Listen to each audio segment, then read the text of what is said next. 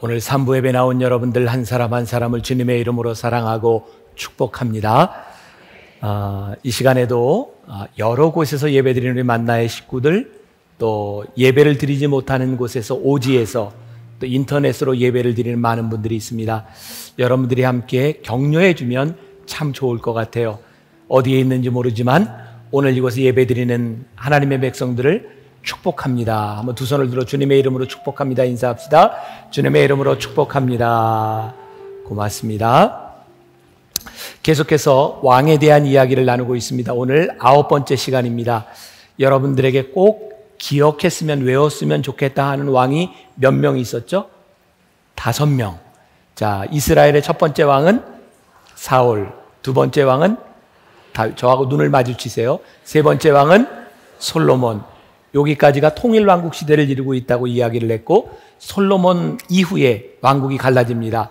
북이스라엘의 첫 번째 왕은 여로보암, 남유다의 첫 번째 왕은 르호보암. 자, 그래서 우리들이 지난 몇 주 동안 남유다 왕 중에 아사 왕과 여호사밧 왕에 대해서 나눴고요. 지지난주에는 아합 왕에 대해서, 그리고 오늘은 북이스라엘의 예후라고 하는 왕에 대해서 나누게 됩니다.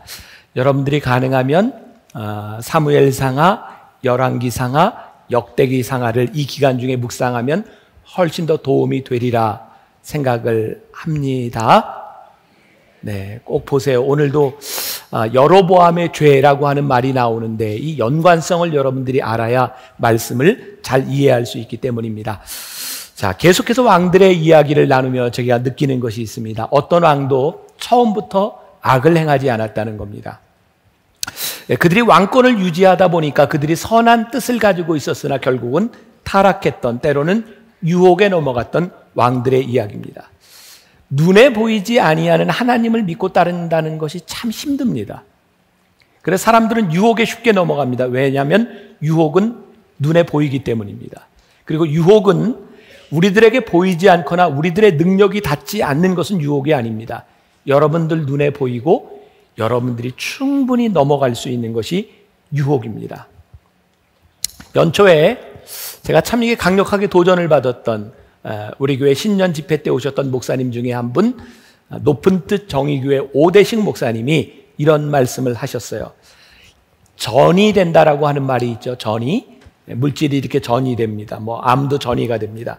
이 전이라고 하는 말을 비유하면서 이렇게 물었습니다. 어떤 교도소에 조폭이 3명이 있다. 그런데 거기에 예수님이 들어가게 되었다. 또 왜 들어갔냐고 막 따지면 힘들어져요. 들어갔어요. 근데 묻는 물음이 뭐냐면 예수님이 거기에 들어갔는데 조폭이 변화되겠는가? 예수님이 조폭이 되겠는가? 물었어요. 어떻게 될 것 같아요? 조폭이 변화된다. 우리가 너무나 쉽게 이야기합니다. 그 이유는 아주 분명합니다. 왜냐하면 우리들이 믿는 믿음이 예수님은 강력한 영향력이 있다고 믿기 때문입니다. 그래서 그렇게 전이가 될 것이라고 생각을 하는 거죠. 그런데요, 이런 질문을 했습니다. 그런데 그 강력한 예수님을 믿고 있는 여러분들은 왜 변하지 않습니까? 이유는 둘 중에 하나일 겁니다. 우리 안에 계신 예수님이 능력이 없든지 예수님을 믿는다고 하는 여러분들 마음 가운데 예수님이 없든지 둘 중에 하나입니다. 우리가 믿는 이 신앙은 마치 교도소에 조폭이 있는데 예수님이 들어가는 것처럼 우리는 세상 가운데서 예수를 믿습니다. 결국 우리들에게 주시는 도전은 너희들이 하나님을 믿고 있지만 이 세상에서 세상을 변화시킬 것이냐 아니면 세상에 물들 것이냐를 우리들에게 묻고 계시는 것 같아요. 위선. 오늘 제목이 모양은 위선이다. 예후 왕을 보니까 그는 모양으로는 종교개혁을 하고 하나님을 따르려고 했지만 그는 모양뿐인 위선의 사람이었습니다. 오늘 우리가 읽었던 본문 말씀 28절과 29절에 나와 있는데 같이 한번 봉독해 볼까요? 예후가 이와 같이 이스라엘 중에서 바알을 멸하였으나 이스라엘에게 범죄하게 한 느밧의 아들 여로보암의 죄, 곧 베델과 단에 있는 금송아지를 섬기는 죄에서는 떠나지 아니하였더라. 예후가 바알을 멸하였으나 그가 느밧의 아들 여로보암의 죄에서는 떠나지 아니했다. 성경은 예후를 가리켜서 위선자라고 말을 합니다. 우리들이 여로보암의 죄라고 하는 것이 계속해서 나올 것이라고 이야기했습니다. 북이스라엘의 모든 왕들은 여로보암의 영향을 받습니다. 우리가 다시 한번 확인해야 될 것이 있습니다. 여로보암의 죄가 무엇이었나요? 하나님께서 여로보암을 세워주셨는데 그가 북이스라엘을 통치하면서 그에게 두려움이 왔다. 기억하세요? 딱 이렇게 줄을 그어서 위에는 북이스라엘이고 남유다인데 남유다의 이 보더라인에 아주 가까운 유명한 도시가 하나 있었죠. 예루살렘이었습니다. 기억나시는 거죠? 이 북이스라엘을 통치하고 있던 여로보암의 마음속에 늘 두려움이 있었습니다. 왜냐하면 그 예루살렘은 정치, 종교 모든 것의 중심지였고 혹시 북이스라엘의 사람들이 그 예루살렘을 그리워해서 내려오면 어떡하나 그 두려움 때문에 여로보암은 베델과 단이라고 하는 것에 우상을 만듭니다. 금송아지를 만들어 놓고 그것은 다른 신이 아니라 하나님의 형상을 만들어 놓고 너희들이 여기서 절하라 라고 말을 합니다. 제가 계속해서 여러분들에게 반복해서 말씀을 드립니다. 교회는 건물이 아닙니다. 교회가 교회인 것은 교회 건물이 지어졌기 때문이 아니라 이 안에 하나님이 계실 때 교회입니다. 다시 말을 하면 교회 건물이 아니더라도 하나님이 계시는 것이 교회입니다. 우리 기독교는 절대로 건물 중심적이지 않습니다. 하나님을 믿는 회중들의 모임이 교회입니다. 그런데 왜 우리는 자꾸 건물을 짓고 이것을 교회라고 이야기를 하고 왜 여로보암은 베델과 단에 우상을 만들어 놓고 여기에 하나님이 계시니 너희들이 하나님을 섬기라 라고 말을 했을까요? 이것은 이중적인 신앙입니다. 마치 건물을 지어놓고 여기에 하나님이 계시다라고 이야기를 하면 건물 밖에 계시지 않는 하나님 때문에 우리는 편리하게 예수를 믿습니다. 이곳에서 신앙이지만 세상에서는 신앙인이 아니어도 됩니다. 편의적인 신앙은 위선입니다. 오늘 여러분들이 여기에서 예배를 드리고 가지만 위선적일 수 있습니다. 하나님을 믿는 믿음이 여기에서 끝난다고 생각하고 그 믿음이 세상으로 들어가며 어떤 영향력도 발휘하지 못한다면 여러분들은 위선자가 되는 겁니다. 지난주에 부산에 여러 가지 일로 내려가게 되었고 제가 부산에 가면 꼭 하고 싶은 일, 제가 대학교 다닐 때 갔던 광복동 그 남포동 거리에 부산 오뎅을 비롯한 그 포장집에 너무너무 먹고 싶어요. 제가 너무너무 좋아합니다. 제가 부산에 뭐 여러 가지 세미나나 집회를 이렇게 자주 가게 되었는데 부산에 있는 분들이 늘 물어요. 목사님, 먹고 싶은 게 뭡니까? 그럼 제가 부산 오뎅, 그 어묵, 뭐 만두, 그 떡볶이 이런 거 먹고 싶습니다. 근데 안 사줘요. 왜 묻는지 모르겠어요. 저는 그게 너무너무 먹고 싶은데. 제가 늘 그 광복동 남포동을 갈 때는 배가 부른 다음에 거기를 가서 정말 먹을 수 없는 게 너무너무 안타까웠는데 이번에는 제가 점심도 굶은 채로 2시가 넘어서 남포동을 가게 되었어요. 쫙 지나가면서 하나하나 사 먹고 마지막 백미는 씨앗 호떡이었습니다. 이승기 호떡. 너무너무 맛있는 거예요. 그러면 정말 자유롭게 자유로운 영혼으로 남포동 길을 가고 있는데 어떤 아주머니가 저를 보더니 혹시 김병삼 목사님 아닌겨? 하고 저에게 아니 세상에 제가 그냥 이렇게 옷을 입고 막 이렇게 어떻게 하셨어요? 다 압니다. 저를 안 되는 거예요. 그날 저녁에 식당을 갔습니다. 식당 아주머니가 저를 유심히 보더니 김병삼 목사님 아닌겨? 해운대에서. 그래서 저하고 뭐 사진을 찍고 뭐 페이스북에 올린다고 사진을 찍습니다. 같이 갔던 목사님이 저에게 목사님 참 불편하겠습니다. 제가 그랬습니다. 전혀 안 불편합니다. 저는 즐깁니다. 어느 날부터인가 제가 그런 생각을 했습니다. 나를 알아보는 사람들이 있는 것이 불편하면 나는 이중적인 삶을 살 수밖에 없다. 제가 만나교회 처음 와서 청년 사역자로 왔을 때 15년 전입니다. 제가 저 앞에 장미마을 동북호롱에 살 때인데 하루는 제가 이렇게 내려와서 이제 출근을 하려고 가는데 우리 교회 청년을 만났습니다. 그 청년은 지금 집사가 됐고 아이도 있습니다. 저에게 아주 인상적인 얘기를 했습니다. 목사님, 어제 코롱 비디오 마트에 갔었죠? 그래 갔다 그랬더니 제가 몰래 숨어서 목사님이 뭘 빌리나 봤습니다. 근데 목사님이 애들 만화 영화를 하나 빌리더군요. 뭘 기대했는지 모르겠어요. 제가 살던 그 아파트는 제가 간 지 한 1년 만에 그 14층 아파트의 반이 우리 교인이 되었습니다. 저 때문이 아니라 거기 있었던 정말 열심인 우리 교인 때문에, 물론 제 이름을 팔기는 했지만 교인이 되었어요. 저희 밑에 집에도 저희 위에 집에도 다 교인이었습니다. 제가 출근을 하려고 나가는데 제 밑에 집에 살고 있던 교인이 저를 보더니 목사님 어제 몇 시에 주무셨죠? 어떻게 아세요? 우리는 발걸음 발소리를 들으면 목사님인지 애들인지 왔다 갔다 하는 소리를 다 압니다. 제가 살고 있던 집에 베란다 맞은편도 우리 교인이었고 부엌에서 보는 맞은편도 우리 교인이었습니다. 한번 또 걸어가면서 그 베란다 맞은편에 살고 있던 우리 교인을 만났습니다. 저에게 그러더군요. 목사님 어제 몇 시에 주무셨죠? 어떻게 하셨어요? 우리는 목사님 방에 불 꺼지는 거 보고 잡니다. 제가 그렇게 살았어요. 제가 얼마나 불편한가라고 이야기할지 모르지만 저는 그때 하나님께 감사를 했습니다. 하나님, 제가 얼마나 부족하면 곳곳에 천사를 세워서 저를 이렇게 지켜주십니까?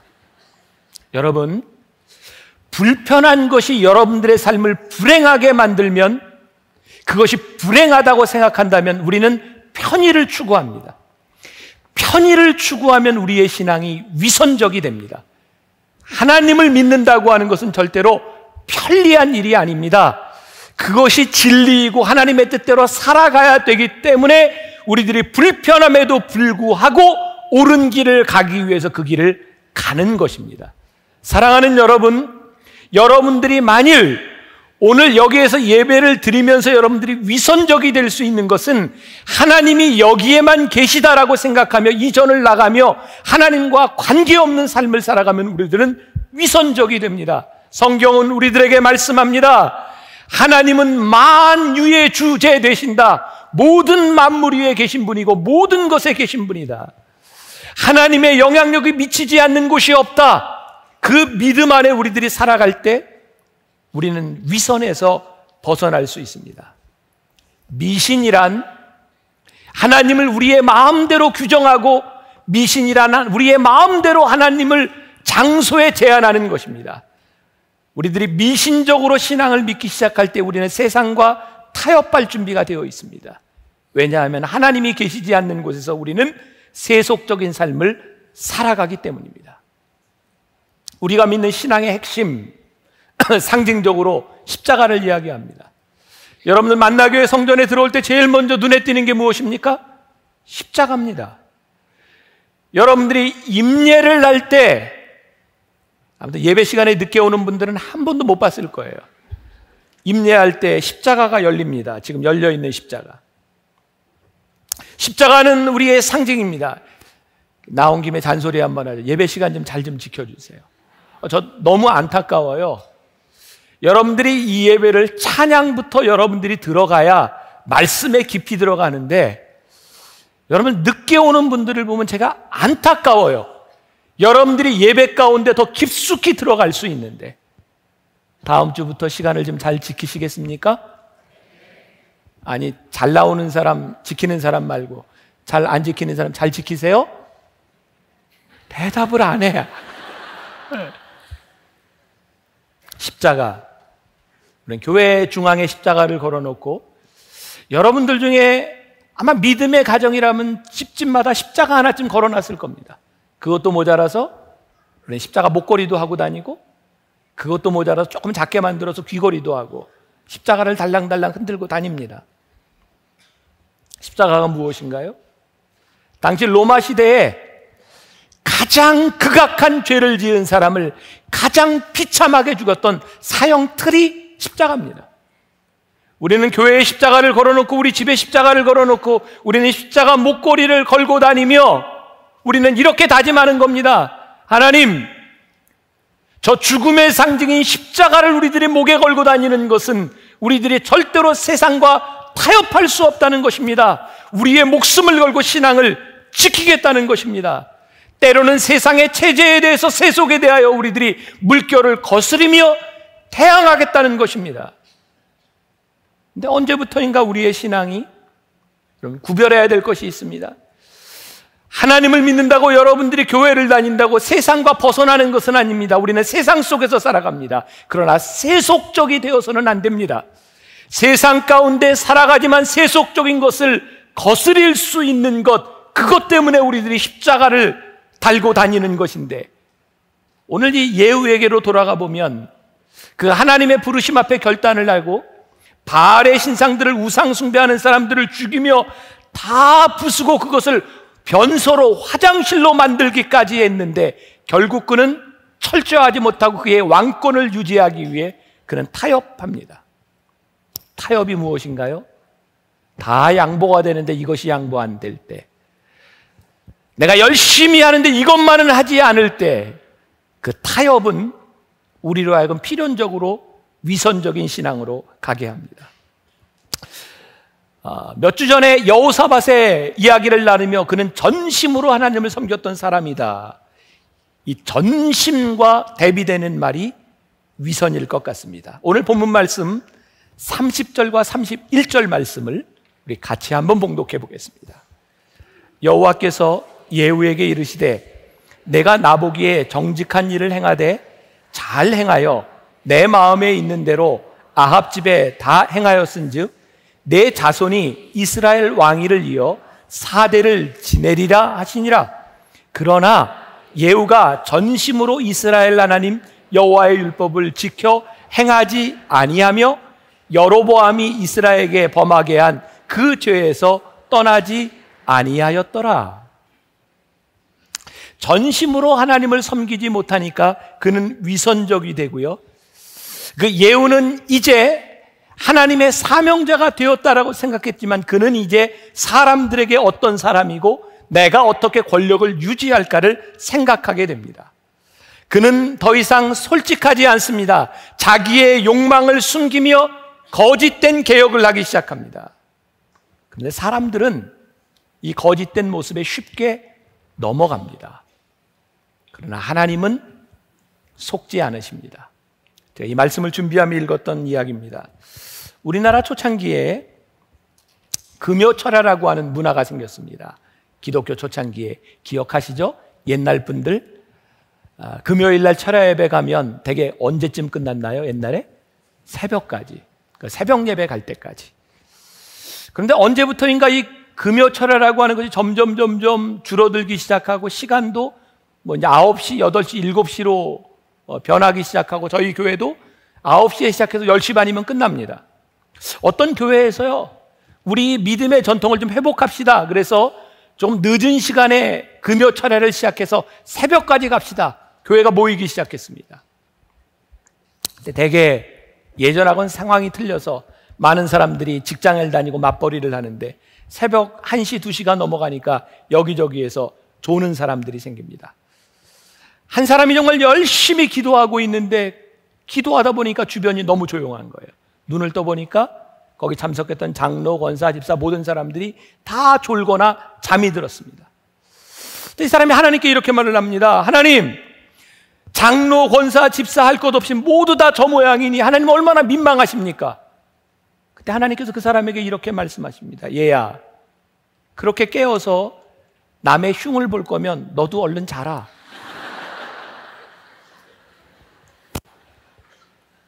무슨 말일까요?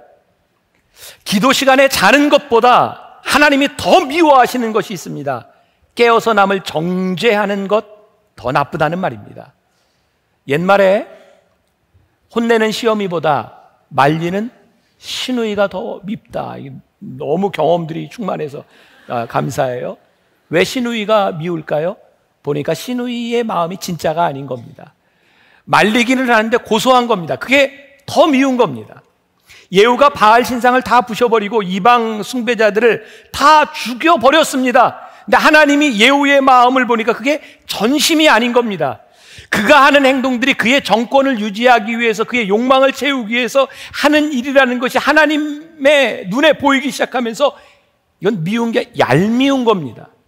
여러분, 바알의 신상을 아무리 부셨어도 하나님을 향한 마음이 전심이 아닐 때, 정권을 유지하기 위한 수단이 될 때 하나님은 그의 위선을 보셨습니다.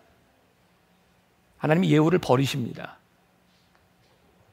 전형적인 바리새인의 모습, 예수님께서 바리새인들을 향해서 회칠한 무덤과 같은 자들, 독사의 자식들이라고 무섭게 질책하십니다.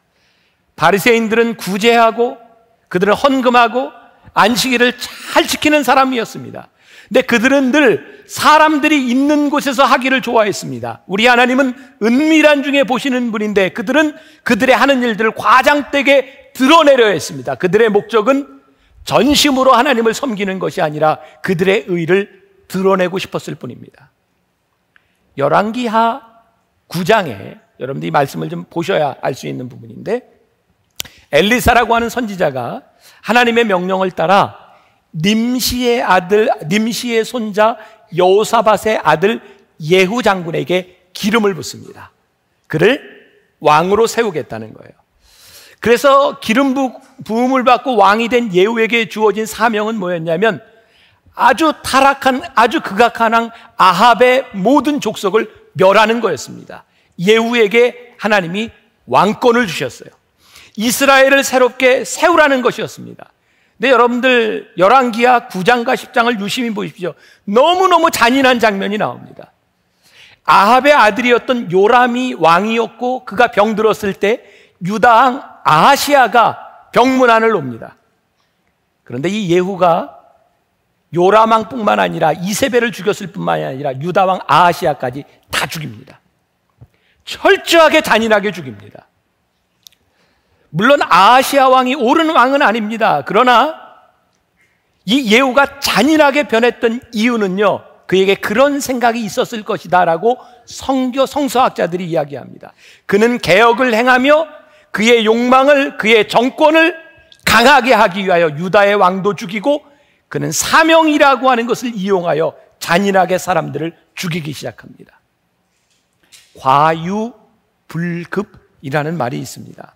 지나친 것은 모자람만 못합니다. 저는 우리 신앙인들의 많은 오류를 봅니다. 너무너무 열심인 것이 문제라는 생각을 합니다. 제 말을 오해하지 말고 들으셔야 합니다. 열심 자체가 잘못된 것이 아니라 그 열심이 지나쳐 하나님의 마음이 보이지 않는 것이 문제입니다. 저는 제 삶의 문제 가운데 하나가, 저는 굉장히 적극적인 사고방식을 가지고 있는 사람이고요, 저는 운동을 참 좋아합니다. 근데 제 문제는 운동을 너무 열심히 한다는 겁니다. 어떤 분이 그렇게 얘기하더라고요. 어떤 취미 생활을 하는데 장점은 재밌다는 거고 단점은 너무 재미있다는 거라고. 그럼 이해가 되세요? 내가 재미있게 하는 것까지 괜찮은데 이것이 너무 재미있어서 우리들의 삶의 밸런스를 깨면 문제가 되는 겁니다. 신앙생활 마찬가지입니다. 열심히 하는 것 좋은데 그 열심으로 인하여 하나님의 뜻을 가리우기 시작할 때 언제부터인가 우리들에게 찾아오는 위선의 문제가 있습니다. 이런 얘기하죠. 나 목숨 걸고 하나님 믿는다. 그래서 목숨 걸고 하나님을 믿으면서요, 어떻게 하는지 아십니까? 나는 하나님을 목숨 걸고 믿기 때문에 내 가정에 대한 문제를 조금 내려놔. 나는 목숨 걸고 하나님을 믿기 때문에 내 직장에 대한 문제를 좀 내려놔. 왜? 나는 하나님을 목숨 걸고 믿어. 근데 가만히 그 내면을 바라보면 그 목숨 걸고 믿는다고 하는 것이 열정에 대한 문제가 아니라 편의주의적인 사고가 있습니다. 왜? 하나님을 믿는다고 하는 그 이름으로 내 삶의 모든 의무를 하지 않으려는 겁니다. 성경에 예수님께서 지적하시죠? 어떤 사람이 부모에게 드려야 될 공양을 하지 않고 효도하지 않으면서 고르반 하나님께 드린 바 되었다 하고 부모에게 의무를 다하지 않는 것 잘못됐다는 거예요. 여러분들이 하나님을 믿는 것 결코 쉽지 않습니다. 여러분들이 열심으로 하나님을 믿으며 여러분들에게 주어진 가정을 돌보지 않는 것 위선적입니다.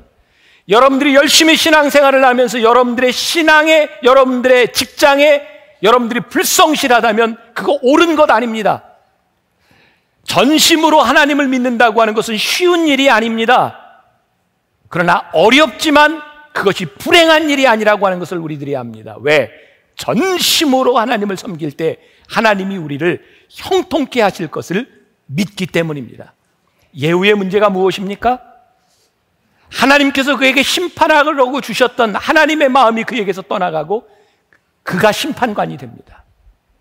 하나님이 심판하라는 것보다 더 잔인하게 사람들을 죽이기 시작합니다.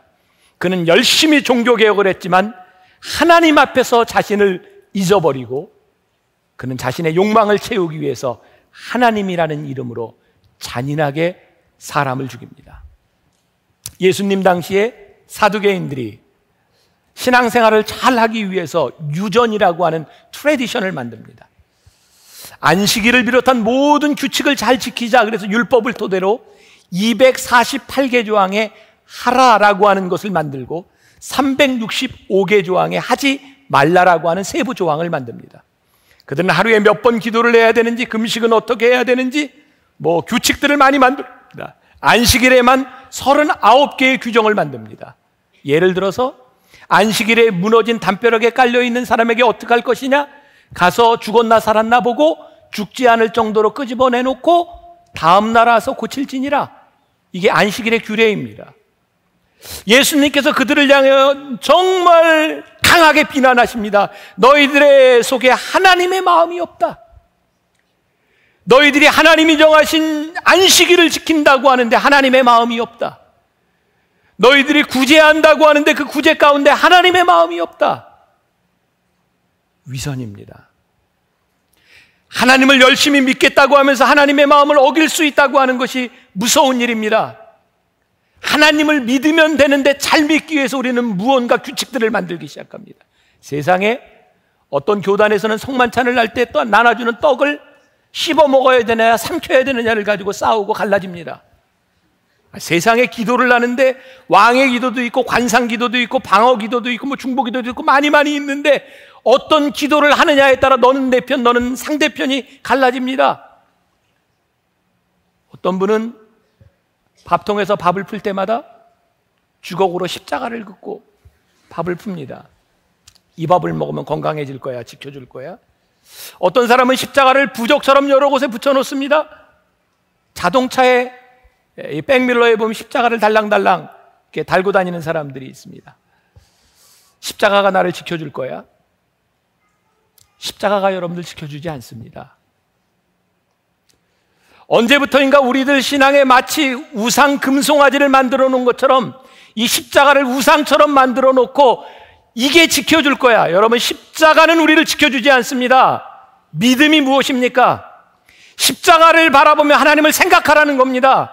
여러분들이 백밀러에 걸어놓은 그 십자가가 달랑달랑 거리는 것을 바라보며 십자가가 우리를 지켜주시는 것이 아니라 운전할 때 십자가의 마음과 십자가의 정신을 가지고 운전하라는 겁니다. 근데 우리는 뭔가 위선적인 사람이 되었습니다. 그래서 십자가를 품고 다니는 크리스찬들을 바라보며 세상에 말합니다. 너희는 위선자야. 십자가는 가지고 있는데 십자가에 정신이 없는 겁니다.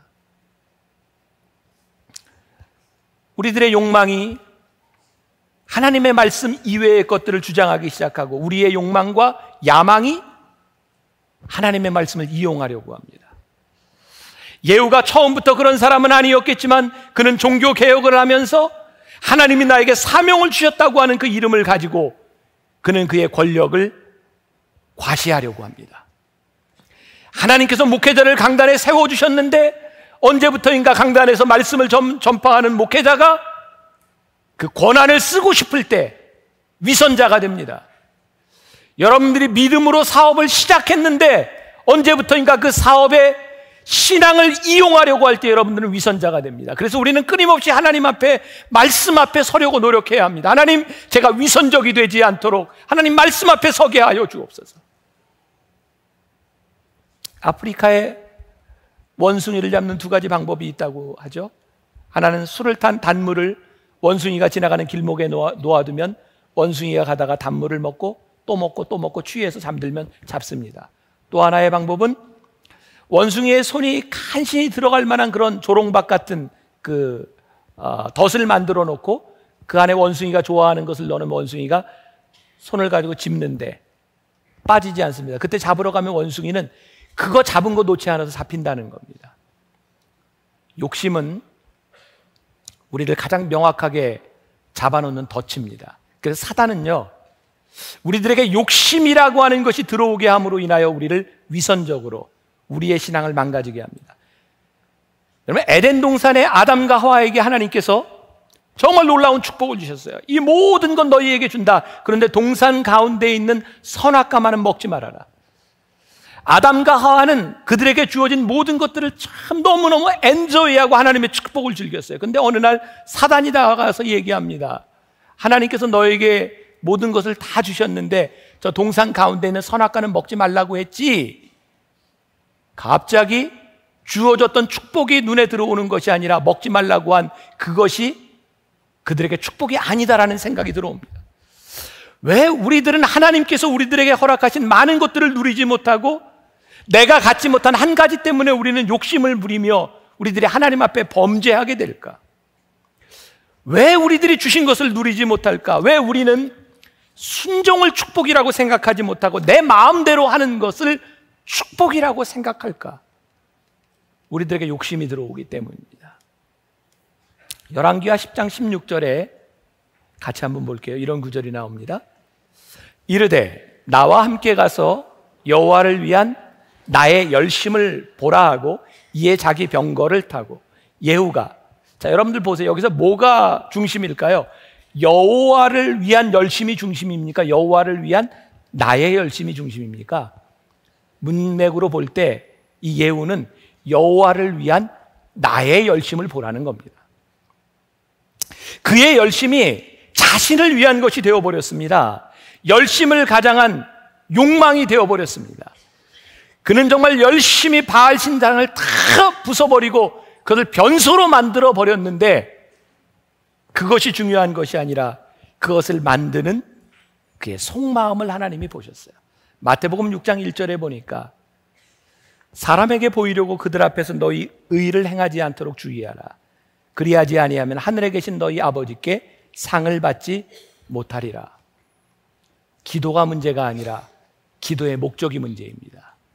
우리의 열정이 문제가 아니라 열정의 목적이 문제입니다. 우리들의 사명이 문제가 아니라 그 사명을 우리들에게 주신 하나님의 마음이 문제입니다. 저는 이스라엘의 왕들을 바라보며 그들의 열심이 이렇게 변질될 수 있구나, 그들에게 욕심이 들어가는 순간 이렇게 타락할 수 있구나, 하나님께서 우리들에게 주시는 교훈이 무엇일까? 너희들 끝까지 믿음을 지켰으면 좋겠다.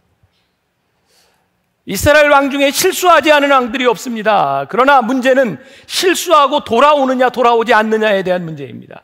실수가 반복되면 실패입니다. 그러나 실수하고 돌아오면 하나님께서 우리를 다시 쓰십니다.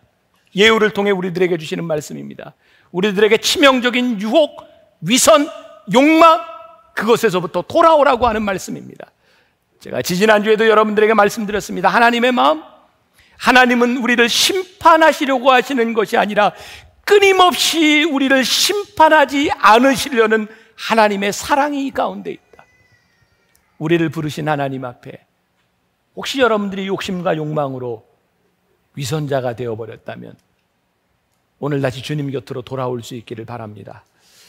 오늘 이 예배가 여러분들에게 우상이 아니라 이 예배에 여러분들이 품은 하나님의 마음을 가지고 이 세상으로 나아갈 수 있기를 간절히 소원합니다. 우리 같이 찬양하기를 원합니다.